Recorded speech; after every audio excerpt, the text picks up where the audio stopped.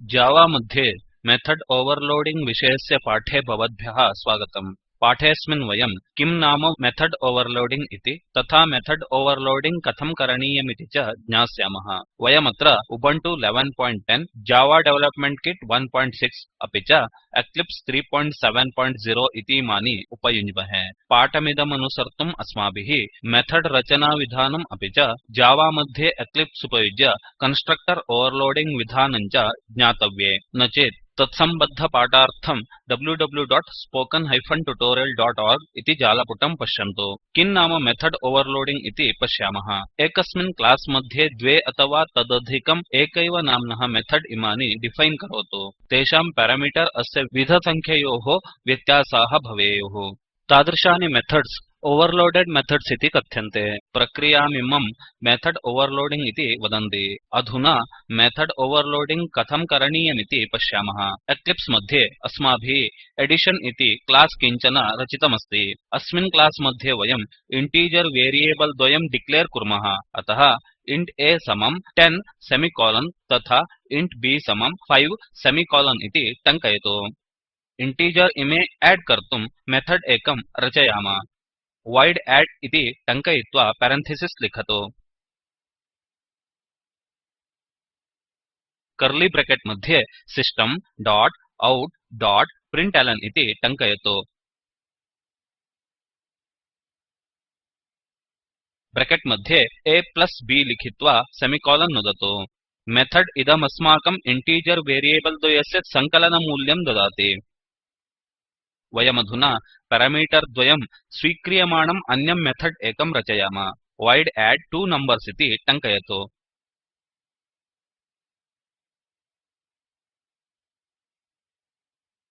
bracket मध्ये int num1 int num2 इति टङ्कयतु अग्रे कर्ली ब्रेकेट् मध्ये system dot out dot println num1 plus num2 इति टङ्कयतु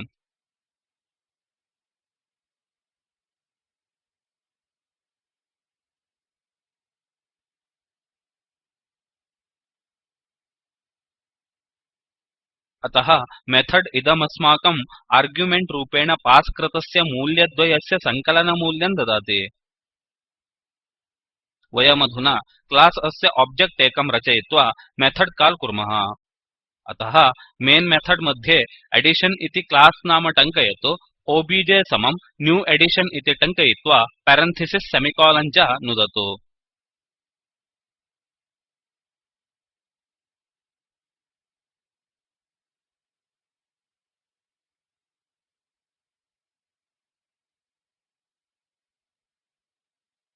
तदग्रे obj.add इति टङ्कयतु अपि च obj.add2numbers इति टङ्कयतु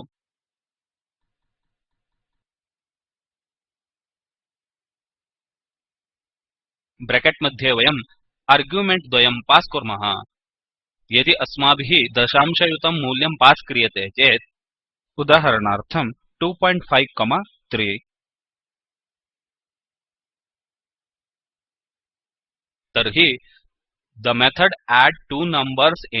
int of the class addition is not applicable for the argument double int इति दोषः दृश्यते अतः मेथड् मध्ये वयम् int अस्य स्थाने डबल इति लिखामः अतः int इदं डबल इति परिवर्तयतु रक्षयित्वा रन् करोतु अधुना दोषः परिहृतः वयं जानीमः यत् जावा int इदं डबल इति स्वयमेव परिवर्तयति अतः वयम् इंटिजर आर्ग्युमेंट् अपि पास् कर्तुं शक्नुमः सञ्चिकां रक्षयित्वा रन् करोतु फलिते वयम् इंटिजर वेरिएबल द्वयस्य सङ्कलनमूल्यं पश्यन्तः स्मः अस्माभिः पास् कृतस्य सङ्ख्याद्वयस्य आर्ग्युमेंट् अस्य सङ्कलनमूल्यं च अतः मेथड् द्वयमपि एकमेव कार्यं करोतीति अवगन्तव्यम् व्यत्यासः एवमस्ति यत् प्रथमं मेथड् पैरामीटर रहितं द्वितीयं पैरामीटर सहितं च स्तः अतः अस्मिन् सन्दर्भे जावा मेथड ओवर्लोडिंग इदम् उपयोजयति वयं मेथड आभ्याम् एकमेव नाम दद्मः एडट्वोनम्बर्स इदम् add इति परिवर्तयतु अत्रापि परिवर्तयतु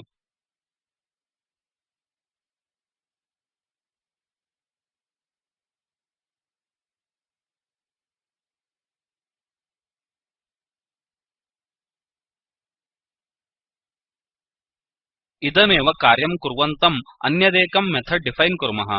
void add इति टङ्कयतु अपि च ब्रेकेट् मध्ये int n1 int n2 int n3 इति टङ्कयतु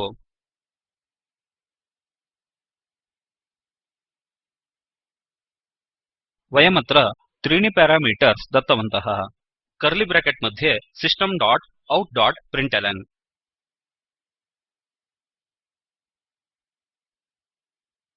ब्रेकेट् मध्ये n1 n2 n3 इति टङ्कयित्वा सेमिकोलन् नुदतु मेथड् इदं सङ्ख्यात्रयस्य सङ्कलनमूल्यं ददाति मेथड् इदं काल् कुर्मः obj.add पेरन्थिसिस् मध्ये 1 5 4 इति टङ्कयतु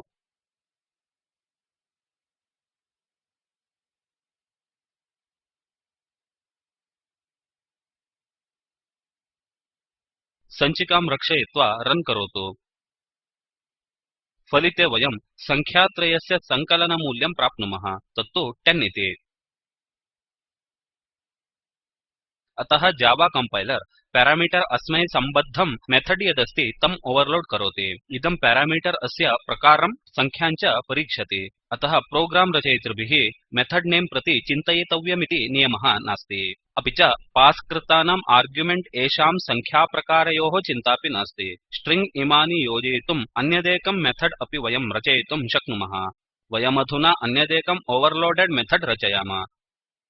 void add पेरन्थिसिस् मध्ये स्ट्रिंग s1 स्ट्रिंग s2 इति टङ्कयतु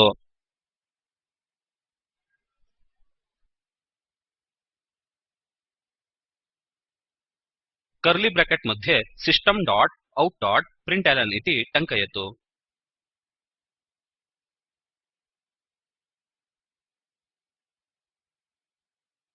ब्रेकेट् मध्ये s1 s2 इति टङ्कयित्वा सेमिकोलन् नुदतु अधुना वयं मेथड् इदं काल् कुर्मः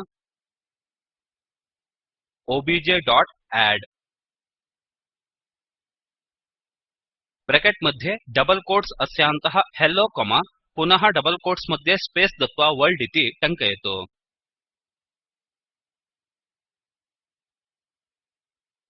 सञ्चिकां रक्षयित्वा रन् करोतु फलिते वयं हेल्लो स्पेस् वर्ल्ड इति पश्यन्तः स्मः स्ट्रिंग आर्ग्युमेण्ट् द्वययुक्तं add मेथड् तान् योजयति यदि अस्माभिः रिटर्न् युक्तं मेथड् डिक्लेर् क्रियन्ते तर्हि किं भवतीति पश्यामः इन्ट् add पेरन्थिसिस् पैरामीटर रहितम् अपि च कर्लि ब्रेकेट् नुदतु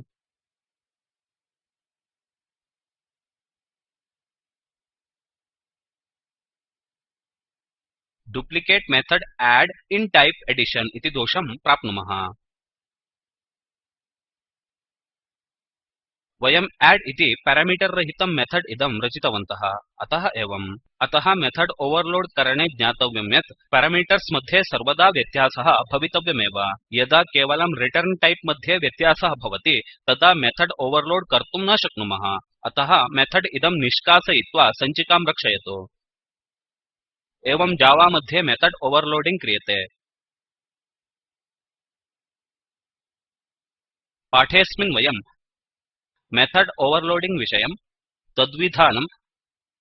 अस्योपयोगं च ज्ञातवन्तः स्वाभ्यासार्थं सङ्ख्यानां व्यवकलनं कर्तुं subtract इति मेथड् रचयतु अपि च तं ओवर्लोड् करोतु स्पोकन ट्युटोरियल प्रोजेक्ट विषये इतोप्यधिकं ज्ञातुं कृपया अधो विद्यमानं वीडियो पश्यन्तु http://spokentutorial.org/what is a spoken tutorial एतत् स्पोकन ट्युटोरियल प्रोजेक्ट इत्यस्य सारांशं दर्शयति यदि भवतां समीपे उत्तमं बैंडविड्थ नास्ति तर्हि एतत् अवचित्य पश्यतु स्पोकन ट्युटोरियल टीम पाठमिदमुपयुज्य कार्यशालां चालयति ये ऑनलाइन परीक्षायाम् उत्तीर्णतां यान्ति तेभ्यः प्रमाणपत्रमपि ददाति अधिकविवरणार्थं contact@spoken tutorial.org इति अणुसङ्केते सम्पृच्यताम् spoken tutorial project talk to a teacher इति परियोजनायाः भागः अस्ति इमं प्रकल्पं राष्ट्रियसाक्षरता मिशन इति संस्था आईसीटी म्हृद् भारतसर्वकार इत्यस्य माध्यमेन समर्थितवती अस्ति अधिकविवरणार्थं spoken tutorialorg/nmeict इन्त्रो इत्यत्र पश्यन्तु वयं पाठस्यान्तं प्राप्तवन्तः धन्यवादाः अनुवादकः प्रवाचकश्च विद्वान् नवीन् भट्टः उप्पिनपट्टणम्